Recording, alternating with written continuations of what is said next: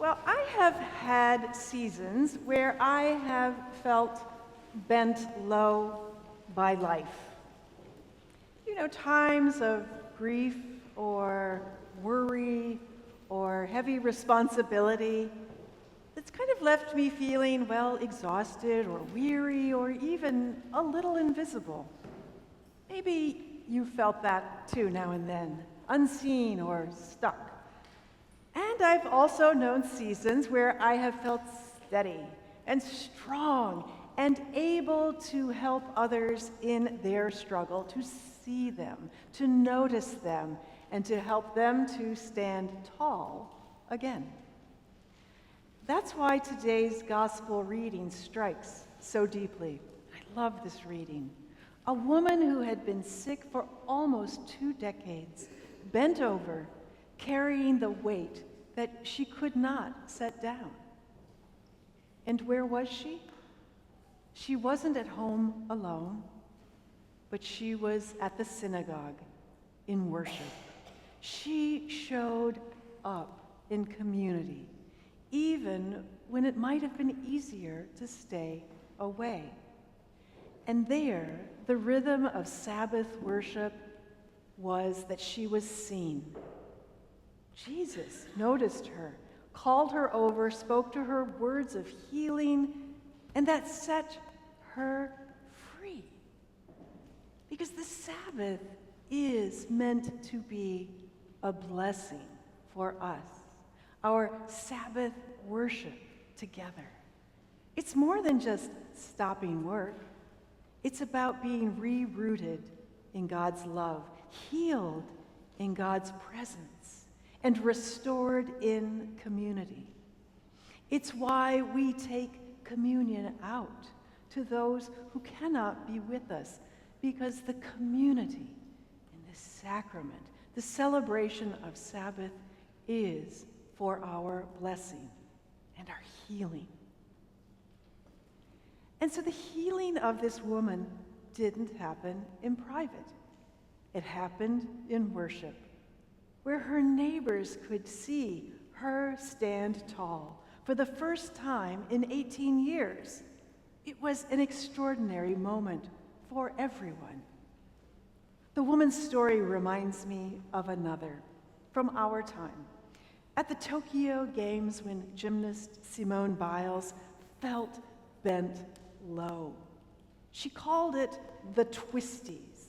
Her mind and her body were feeling disconnected, and she felt it was too dangerous for her to perform her gymnastic feats. And she felt so low by her own sense of, incompetence, but even by the weight of public criticism. She almost quit competing altogether, but then she didn't. And what made the difference? Her people, her family, her friends, her community of supporters. They reminded her that she was loved and valued no matter what. She discovered that she was deeply supported and that she remained and returned to becoming stronger than ever. And so I believe her story tells us what can happen when we are rooted in the power of a loving community. We can rise again. And I think that is an invitation for us today. So if you are feeling overwhelmed or stuck or weighed down, don't isolate. It's good that you're here. It's good that you're in community. And if you're at home and we get to visit you with communion, what a gift to all of us. Because Sabbath is God's gift. It's a space, a sacred and holy space to lay down our burdens and to be lifted up and encouraged. So if you are in a season of strength, we need you too. We need you here. Because that's when you can notice and see and encourage others who need strengthening. Because you see, the truth is God's healing often comes through one another. a kind word, a hand held, a prayer spoken when we have none of our own. It's really that simple. Together, something happens, though, something beautiful and mystical. We become the body and the presence of Christ, lifting, encouraging, and helping one another to stand tall and firm and rooted in grace. Today, we are going to commission our acolytes. And I am reminded how their ministry helps us to stand strong. They carry the cross, they light candles, and they guide our every step in worship. They don't draw attention to themselves, but they help us notice God's presence and God's healing.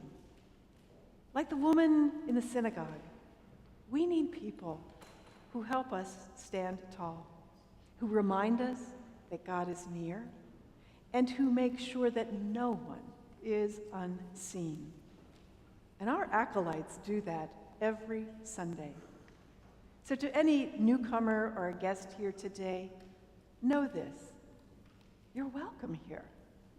You are beloved by God and by this community, because we seek to be a place where all are seen, all are lifted up, and all are encouraged to stand tall.